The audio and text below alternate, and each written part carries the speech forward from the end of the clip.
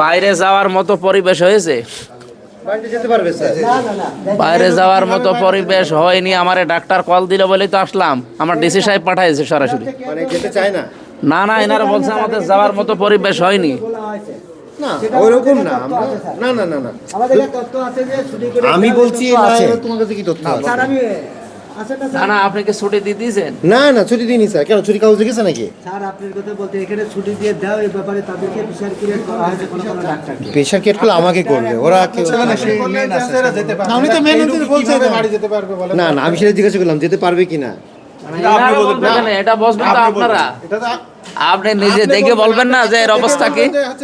প্রথম কথা হলো সাবজেক্টিভ স্যার, আমি বলি বুঝবা তো, সাবজেক্টিভ যে ব্যাপারটা, যে রুগী নিজে বলবে যে আমি এখন ভালো আছে যেতে পারবো, এটা হলো রুগীর প্রথম অ্যাসাইনমেন্ট। দ্বিতীয় হলো অবজেক্টিভ, যেটা আমরা দেখে যেটা বুঝবো। ঠিক আছে, তাহলে দাঁড়ান, আপনি কি বাড়ি যেতে পারবেন এখন? সে পরিবেশ হয়েছে আপনার? আমার বাড়ি যাওয়ার মতো নাকি? এনার পরিবেশ হয়নি। তাহলে তো আপনাকে কেউ পাঠাবে না।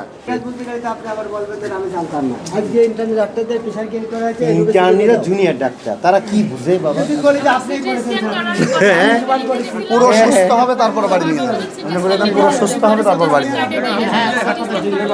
এই হাঁটতেই পারছে না, বসতেও পারছে না। পুরো সুস্থ। তানভীর